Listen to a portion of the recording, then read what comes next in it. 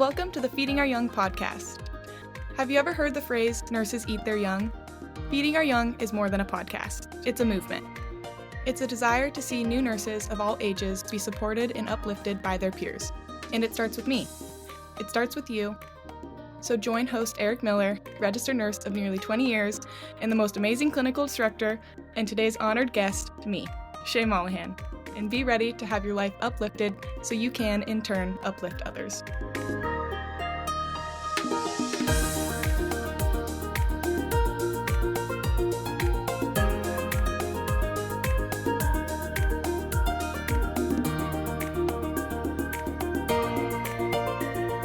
Welcome to the Feeding Our Young podcast.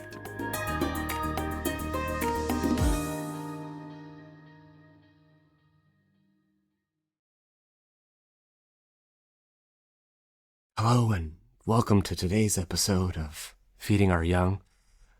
We have to be kind of quiet.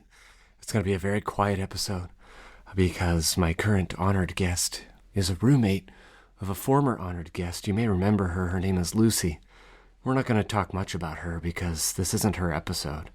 She's old news. Shea Mollahan is new news, and we're going to talk to her, but we have to be quiet because Lucy's sleeping because she's a night shifter just like Shea. So Shea, how are you doing? I'm doing good, Eric.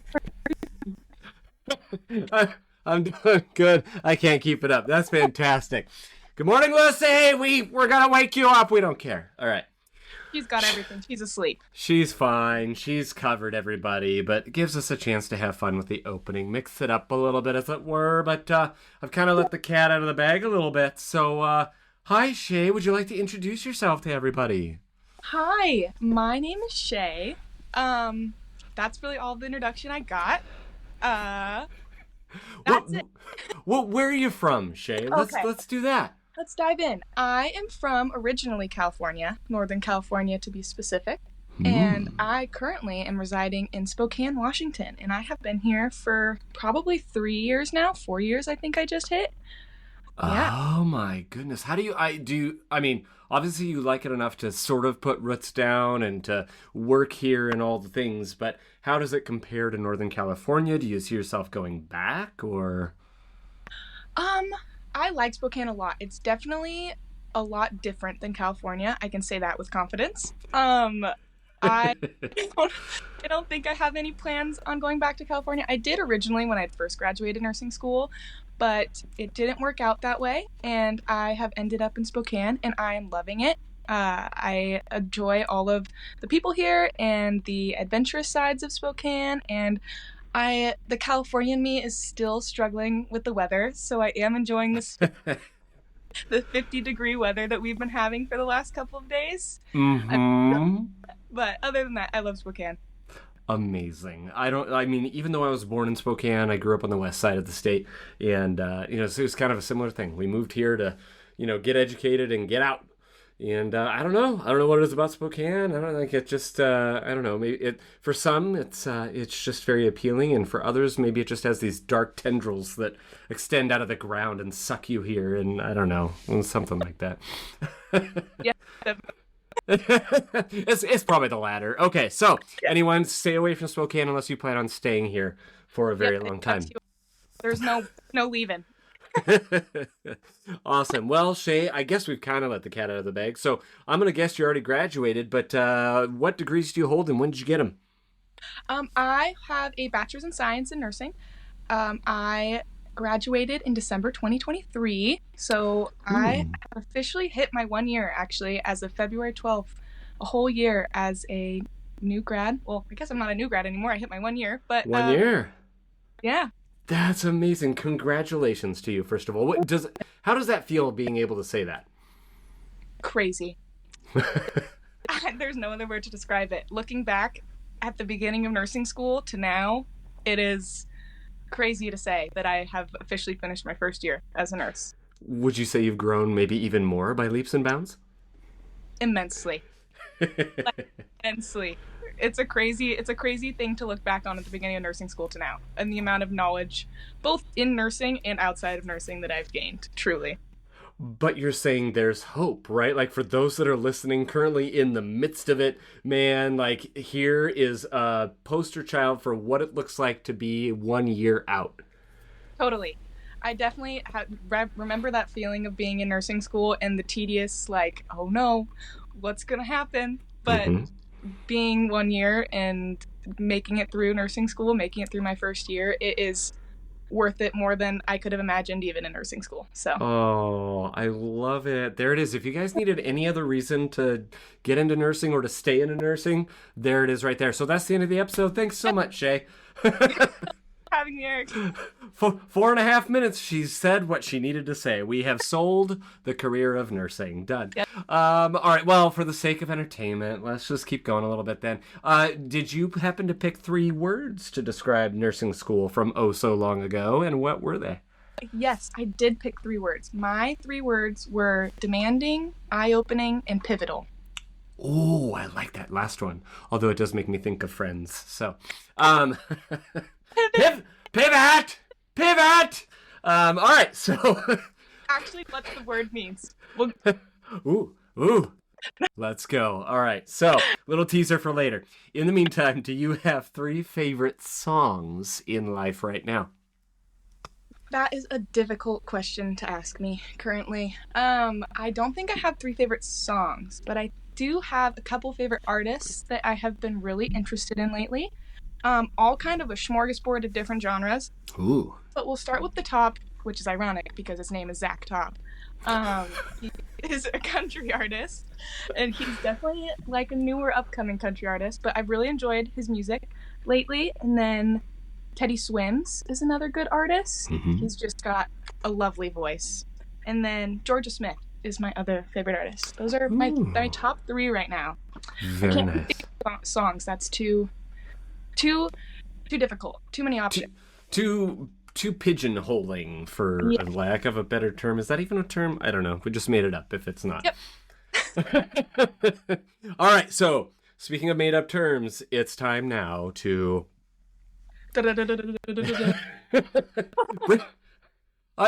Wow, we're gonna, I'm gonna isolate that audio, I think, and we're gonna use that moving forward. Like it's like Shay's gonna be like the unofficial feeding area. Okay, let's do this right here on the spot right now. This is gonna be so fun. Okay, so,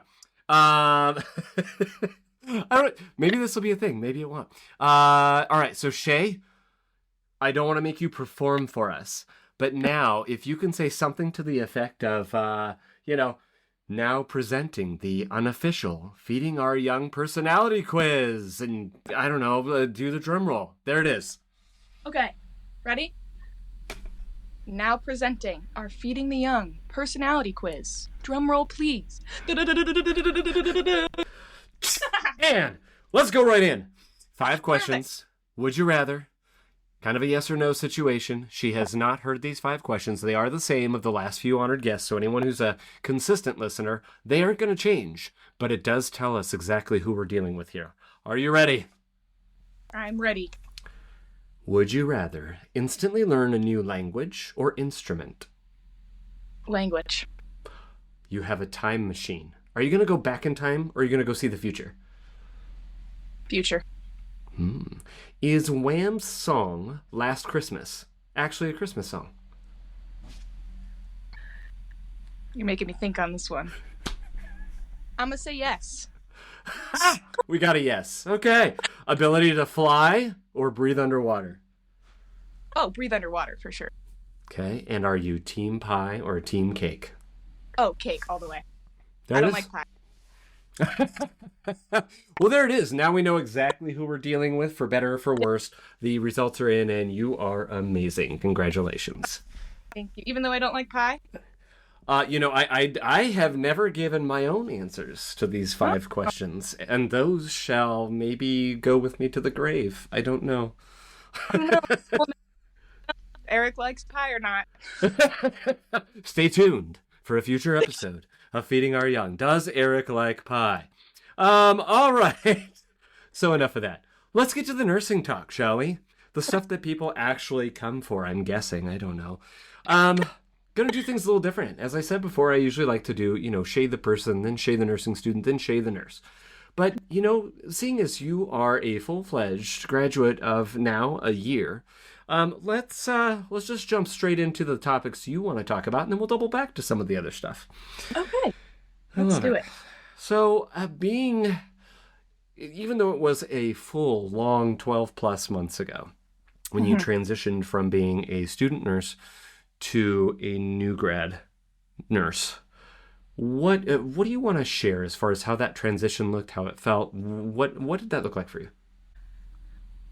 I think, I don't know if other people have mentioned this on podcasts, but I think one of the biggest things about nursing school is how some people feel like it doesn't prepare them for the real world of nursing.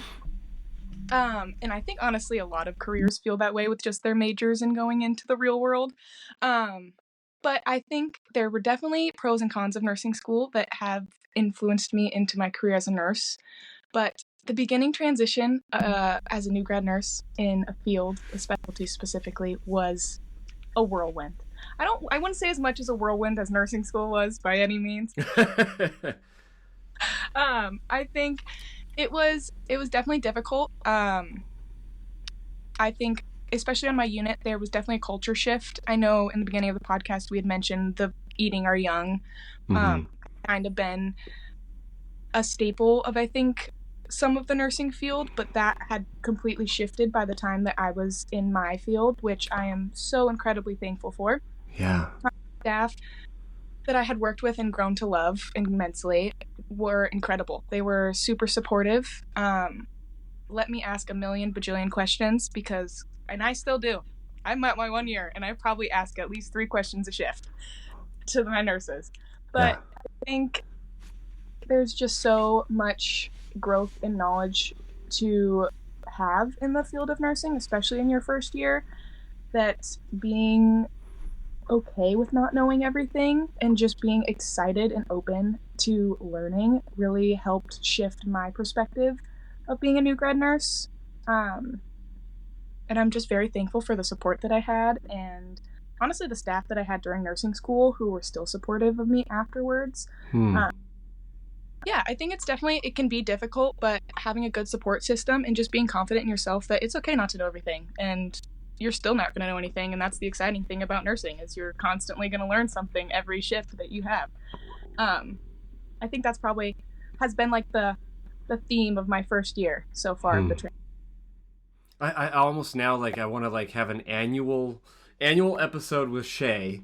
We'll just do this every February. Be like, all right, Shea. So year 2, how did things change from year 1 to year 2?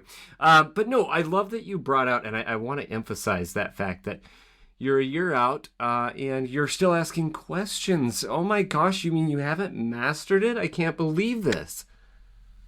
No way have I mastered it. My goodness. It was kind of the same thing in nursing school. Looking back at the first year, I work in the NICU, and I remember my first couple of days, I was scared to do diaper changes or feeding a baby. I was like, I don't know how to feed a baby. I don't have children. How the heck am I supposed to do this? Yeah. And I remember nurses kept saying, you'll just learn. You'll figure it out. I can teach you tips, but eventually you'll just learn those little things and be able to pick it up on your own. And for the life of me, I was like, I don't think I can do that. I don't know. I don't think I'll ever be able to feed a baby. Now I'm like, oh, I can feed a baby. Give me all of the bottle feeders. I'll take it. But it's just stuff like that. I look back at the beginning and I'm like, oh my gosh, that was such a nerve-wracking moment in my life. And then now I go into work and I don't even think about it. It's not even a thought of how scared I am to feed a baby anymore. And so just the growth that comes with that is incredible. And each patient is different, and each circumstance and situation you find yourself in nursing is different. And that's honestly why I love it so much. But there will always be nurses that have more experience than you, or even experienced nurses. I still work with nurses that have had 30 plus years as nurses, and will be asked, will learn stuff from me, or ask questions of their fellow nurses. And it's just constantly a growing field, and science is always changing, and the medical field is always changing. And I think it's such a cool career that we can change with it and Yeah. learn from each other. And so, yeah, I ask questions all the time. I worked last week and I probably asked over 100 questions my last shift of the night because I was like, I don't know what to do. Someone, please. And she's not exaggerating. Like No. it's legit. That's the thing. And we've always said, I always we tell our new hires, our new grads in particular, but new hires and all the things, we worry about you when you stop asking questions. Because like you said, I mean, yes, granted, I've mastered everything now that I've been a nurse for 18 years. Ugh, like not even close, you know what I mean? And you're right, we're always learning, and that's as long as we stay open to the idea of learning from one another, which is kind of what we're trying to espouse on this whole thing, right? Yeah, exactly. Yeah, I love it. I love it. So let me ask you this then. Being, you kind of said, I was terrified of, feeding a baby, changing a diaper. It's not like in school you had a whole, you know what I mean? Diaper changing 201, you know what I mean? When the baby actually kicks and doesn't hold still like a mannequin, whatever. So you see the fear there. What are the things you're afraid of now a year later? What are the things that maybe produce that same feeling in you that you had originally? Oh, that's a good question. I think even a year in, I'm still trying to find my footing as a nurse. I think a lot of the issues, especially my last shift, my patient wasn't doing too great, and I think advocating is something that is still a learning process for me, and finding the line between, like, how am I trying to word this? Finding the line between not, like, my relationship with the doctors, I think, or like interprofessional teams, of how far is too far pushing my like what I think is going on, concerns, Yeah. I guess. Yeah. Sorry, Sorry, I was just going to say, and how to do that respectfully too, right? Like, but also firmly. Yeah, and that's not something that nursing school really goes over. I mean, you learn SBAR in nursing school, and you learn how to do that. And honestly, I use SBAR even in my field now. But it's different in nursing school when you're on the phone with like your clinical instructor through the window and you can't see them and they're talking back to you during simulation or something, versus having a doctor at bedside or on the phone and you're waking them up at 3 a.m. because you're concerned and they're like half asleep and you have to explain all of this. It's just a different situation. So finding the path for that and navigating that has been definitely difficult, especially stepping into more of a critical setting. Yeah. But so I think that's probably something that I'm still nervous about, but I honestly feel so supported by my staff. Like, even if I have questions or concerns about how to approach a doctor, or my baby's doing something funky and I'm not sure what it is, having such a great staff to lean on and not feel like ridiculed for asking questions, and they're just like, oh yeah, let me take a peek, or this is how I do it, has been so helpful in reducing my level of stress or nerves going into my shifts now. Because I mean, in the beginning, you don't really know everyone. I was thankful enough to have been a nurse tech on my unit on day shift, but I didn't know anyone on night shift. So navigating friendships and relationships and finding the people who I can trust and lean on was definitely a difficult thing to navigate in the beginning. But now that I've found my people, oh my gosh, I love going into work. It's like my social hour. I get to catch up with people. Okay, not a social hour. You know what I mean? But like, I still have a job. I still take care of my patients. Yes. But it's like nice to have people that support you and have similar interests and are able to chat with at work. So I love that you bring that up, because, a lot of times on the negative side of that, and there are some units, some facilities, some organizations where maybe there's a lot of cliques, right? Like, so, you go straight back to middle school, straight back to high school, and, well, we don't talk to them because they're this, that, the other, what, I don't know. But it happens, grown adults in healthcare, it happens. But as long as it's not the cliquey, like that whole business, the truth of the matter is we do gravitate towards people, everybody has kind of their own people that work for them and vice versa, as far as like they get along better, they understand each other better, they just seem to, they're just more simpatico than, say, someone else. And, that is a natural thing. That's not something to necessarily poo-poo or be afraid of, especially on a unit like a NICU such as yours. I mean, you're talking like 60 nurses. You know what I mean? That's a lot of people. And there's no way that 60 people are going to just be one tight, nice little family. But like you said, so as long as there's not the backbiting and the eating our young and the, you know what I mean, degrading you for asking questions and stuff like that, then it's great. It's fantastic. I think there's something to be said as far as that goes there. Yeah, exactly. Yeah. So before we go down kind of the second thing you want to talk about, the other thing that popped in my mind, like you said, I'll go right back to, I was afraid of, changing a diaper, of feeding a baby, and so on and so forth. Due to inexperience, due to not having kids yourself, all the things. Did you ever feel, and maybe less so because you worked nights, but did you ever feel judged by families that, you know what I mean, you're here, you are an expert, a growing expert, taking care of their beautiful, beautiful baby, and yet you're young. You don't know how to, you know what I mean? Did that ever come across as something? Is that something you ever had to deal with? And if so, how'd you deal with it? Yeah, definitely. And honestly, I think there's some parts of me that are still dealing with that. And I don't necessarily think it was the parents looking at me funny, because I think this is such a big part of their life. Like, this is a huge thing that their kid is in the NICU, and it's not something that's easy. So I think majority of the parents that I've worked with really look to me for advice and comfort and solitude in helping them through this journey and giving them advice, because a lot of our parents are first-time parents, or a lot of parents this is their first time having a kid in NICU, and it's hard, it's difficult, and I can't imagine a lot of the stuff that they go through. So I think I'm more hard on myself than they are hard on me.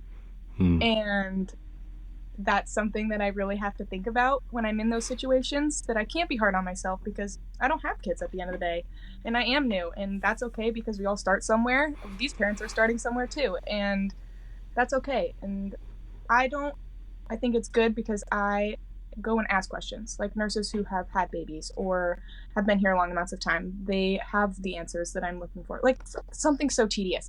We have the pumps for women to breastfeed or to breast pump at work.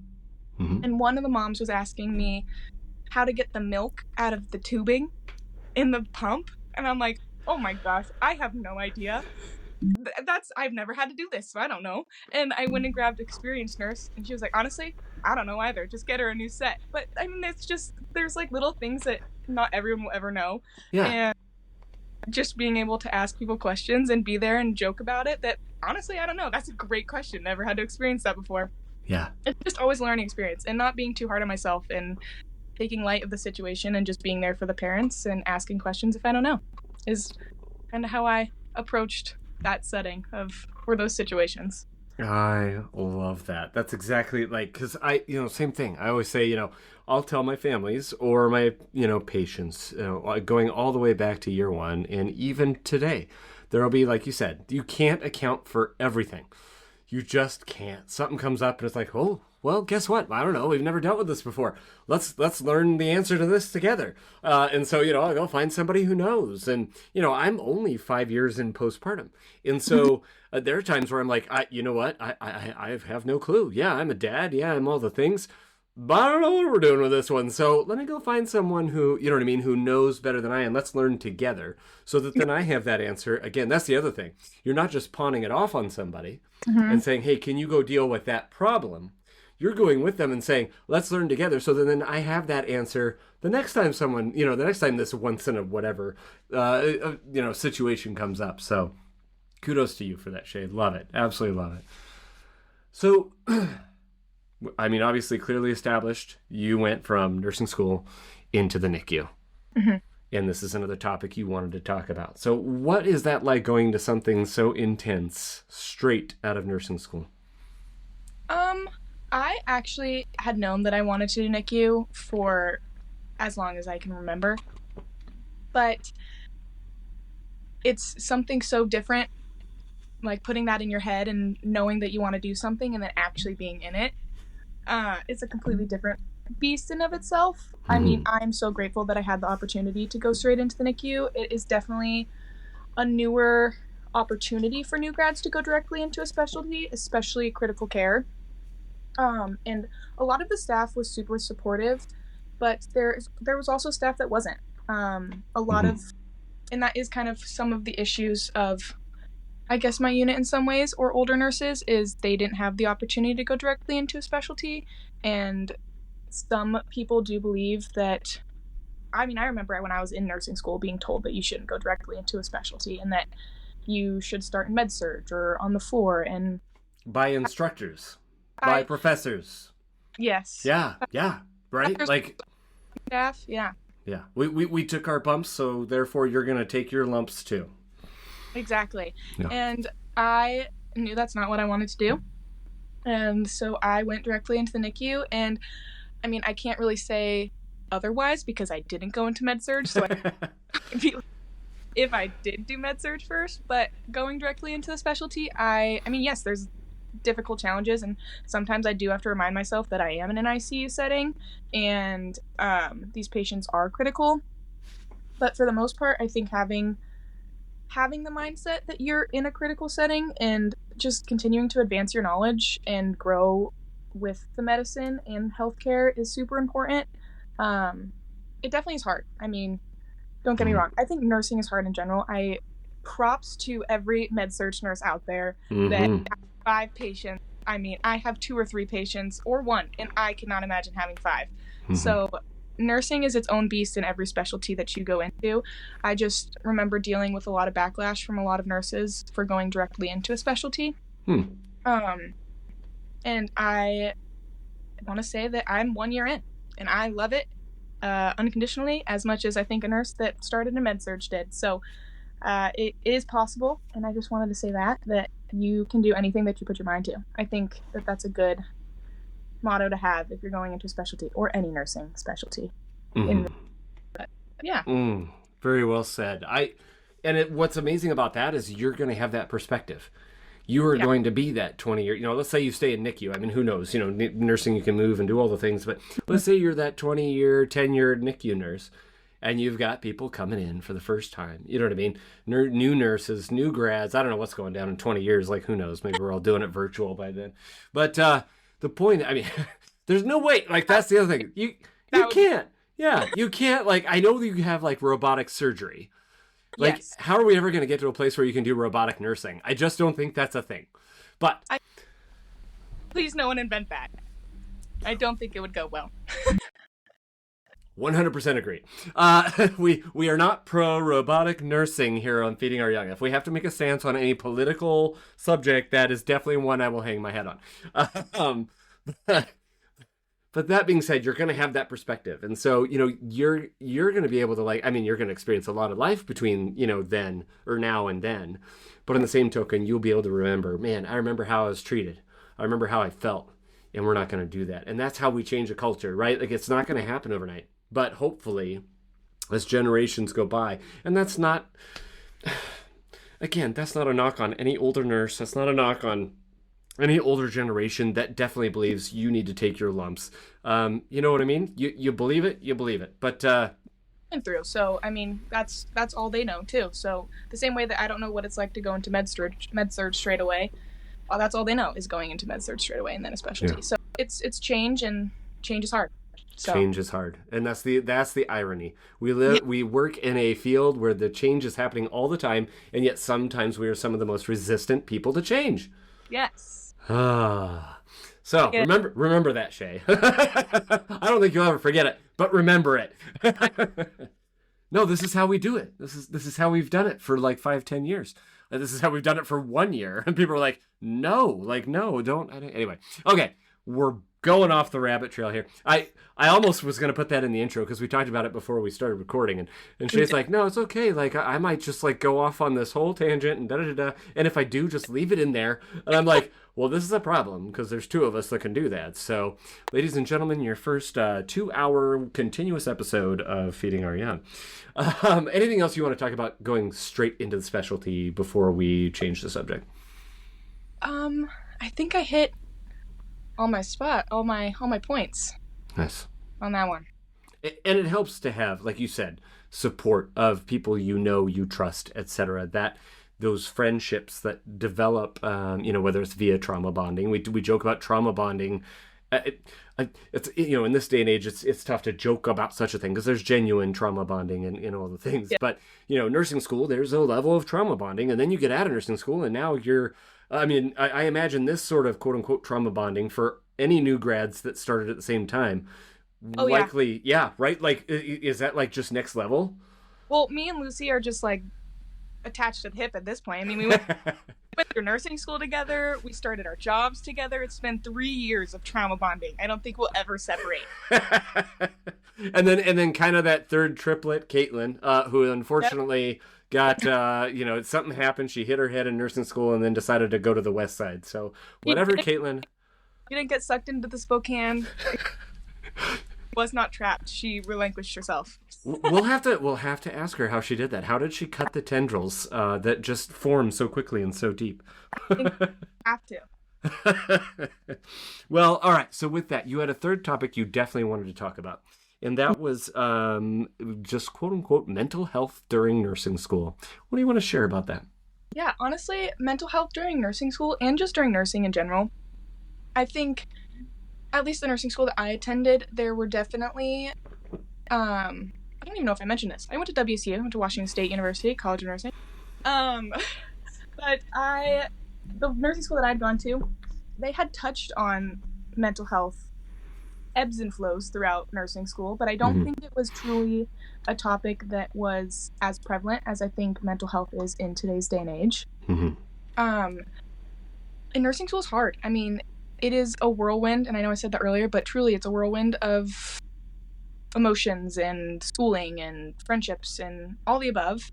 So I think taking that time for self-care and also really focusing on yourself and making sure that, A, this is something you want to do, and B, you're okay. Because at the end of the day, we're nurses and we take care of other people, and it's really hard to take care of other people when you can't take care of yourself.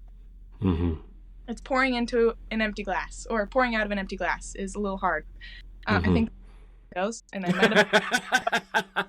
No, I think you're right. I think it's pouring out of the empty glass. Yes. Okay. We got it eventually. But really, and I mean, we had talked about it in nursing school, and I really had to go above and beyond to find stuff that helped me mentally through nursing school, and it really had prepared me for nursing in general. A lot of the stuff that I had discovered in nursing school that helped with my mental health, I still use in nursing today, to continue to help even on my rough days. So I think it's a great place if you can establish it before nursing school, I highly recommend, but nursing school was the place where I found it, and I am so thankful I did, because it is some of my favorite things that I do, and it's helped me mentally. And I guess I'll elaborate on some of the things that I do. I actually started therapy in nursing school, which I am very thankful for. I still go. It's definitely an outlet for me to talk about my feelings, and I'm a chatty person, and I will talk to anyone and everyone about my feelings, but having someone who has gone to school to help you through situations is super beneficial. And I know therapy is expensive, but I know there are a lot of avenues that you can take with the expense. I know my nursing school offered some counseling for free, and I know my hospital also does. So there are other avenues that you can look into if financially that's a concern. But I highly recommend that. I think exercising is also a really big one for me. I do yoga, which is my kind of outlet that helps with my mental health. I journal. I make sure to plan self-care days where I'm like, I am not doing anything with anyone on this day. I am simply gonna clean my room or do like a skincare routine or journal or something like that. Just finding those moments to really pour into yourself and give you the best opportunity to take care of others, I think is really important. And I really wanted to talk about that today because I think mental health is extremely important, and it's very prevalent in our society and especially in our field. So I think being able to identify those in yourself and work on those helps you be a better nurse and be a better person. Yeah. So, yeah. Absolutely love it. It just an incredible synopsis. Like, you know what I mean? Like, and it's a subject that comes up often on this podcast for obvious reasons. And again, things that get repeated usually are pretty darn important. Yeah. And so you're hearing it here again with Shea. Like, do not neglect yourself for the sake of others. There's the old adage, right? Like, you make time for the things that are important. And so, you know, just take a moment and you look at your life and you go, okay, how much time am I spending at work? How much time am I spending with my family? How much time am I spending with my significant other, with my best friends? But don't forget, how much time am I making for me, for myself? And legitimately, if you live a life, or you will live a life, if you live a life now or in the future that's ruled by a calendar. I never used to. I used to have the luxury of going, you know what? I work 6 days in a row and I got 8 days off in a row. And that, you know what I mean? That was a nice little cycle. And It was cush. It was nights. So, you know, there's things that go with that. But I didn't live by a calendar. I didn't have to. I didn't have students. I didn't have a podcast. I didn't have, heck, you go back far enough, I wasn't running. I wasn't doing anything for myself. It just was this thing that just, you know, kind of flit in and flit out. Oh, yeah, let's do this on Tuesday. I'm off. We can do that. That sounds good. But now, man, if there's a really, honestly, a 2-hour block of period where I'm not looking at the stupid calendar on my phone, or plugging someone into it, or plugging something into it, then, you know what I mean? That's the kind of life I'm talking about. And if you're living that kind of life, make sure you plug yourself into it. Make sure you block that time out. And it's great, because then someone's like, you know, oh my gosh, can we do this on Tuesday and blah, blah, blah. I'm like, oh, I'm sorry. You know what I mean? I have an appointment that day. You don't have to tell them it's for you, but it's an appointment. And it's an appointment, like, they say what? Like, there used to be like appointment television. Back before you could stream, you're like, nope, I'm moving everything other way because this show is on at 9 o'clock and I'm not going to miss it. And so, you know what I mean? It's appointment television for your life. Anyway, Shea, I am so grateful that you are willing to open up about these things. And in the spirit of doing things backwards, of course, we all right if we jump into a second episode that's just all about how you got into nursing and all the things? Yeah, I'm in. I love it. Join Chatty Shea and Chatty Eric for part 2 of the Shea Experience. Catch you on the flip side, Shea. Sounds good.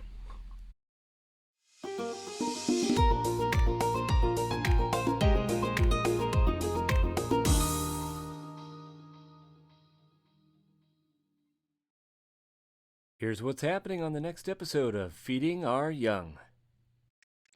There are moments in nursing school and in nursing where you will feel like you're not doing the right thing. And you will make mistakes in nursing school and you'll make mistakes in nursing, and that's just life. We're all human, and learning to know that you are smart and it's okay to make mistakes and you will continue to grow, because the amount of times that I've made tiny mistakes in my career so far that I'm like, okay, well, I'm never doing that again. And I'll sit there and do the thing that I made the mistake on. And I'm like, well, see, I have this in my head. It's there forever. It's okay to make mistakes, and nursing school is hard and nursing is hard. But knowing that you are smart and you are determined and you are knowledgeable and you're enough to be a nurse. It's a great career, and it starts with you.